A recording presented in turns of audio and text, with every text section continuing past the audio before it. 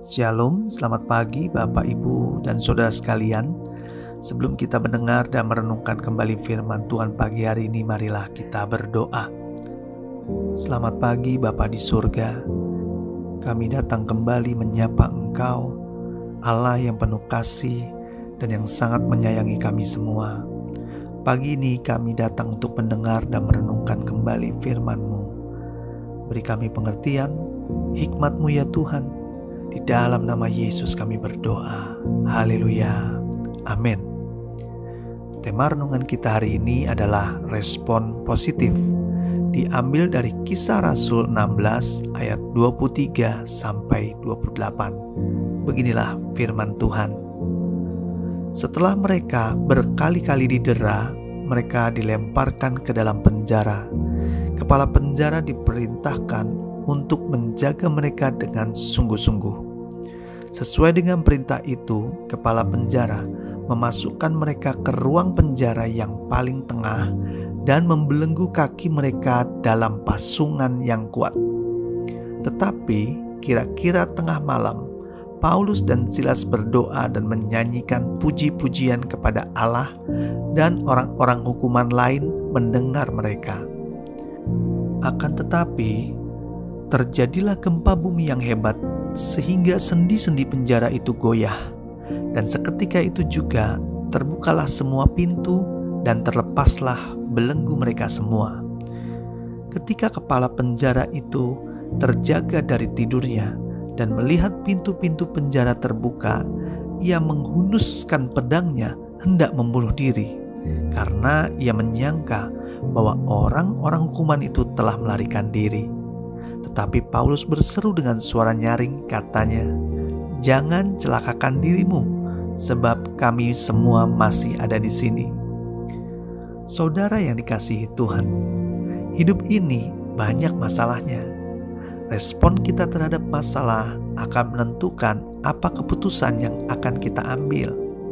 Sebagai contoh, saat segelas kopi tersenggol oleh anak kita dan tumpah di meja makan, apakah respon kita? Apakah kita akan merespon secara negatif, seperti memarahi sang anak, berteriak, memaki, memukul meja, dan lain-lain? Atau kita berespon positif, seperti segera mengambil lap, menanyakan anak kita apakah dia baik-baik saja? Itu semua respon atau tanggapan terhadap masalah yang kita hadapi.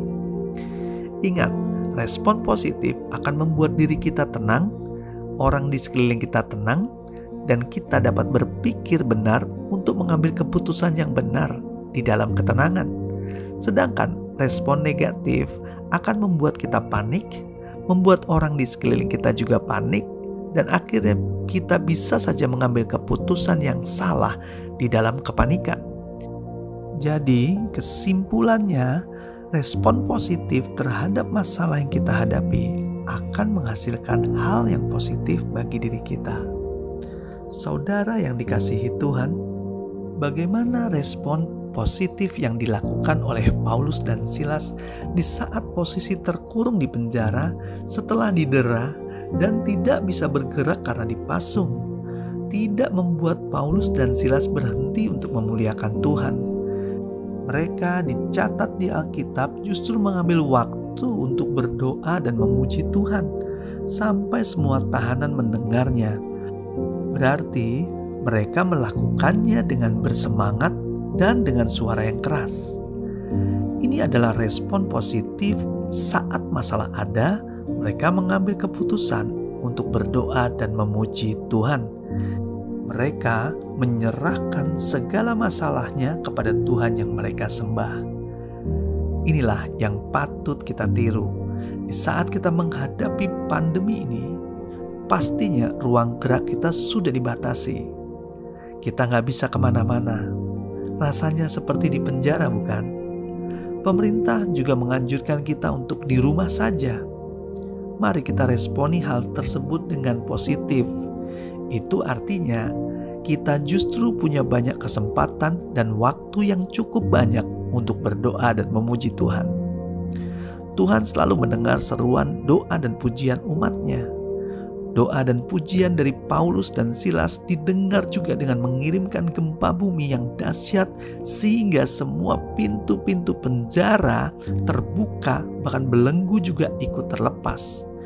Ini menunjukkan ada kuasa yang bekerja di dalam doa dan pujian kepada Tuhan.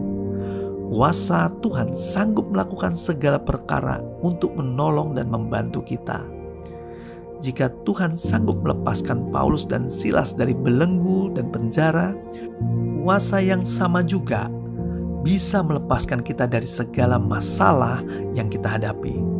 Marilah berespon positif di saat-saat genting seperti ini. Bersemangatlah berdoa dan memuji Tuhan karena ada kuasa Tuhan yang akan bekerja melalui doa dan pujian kita.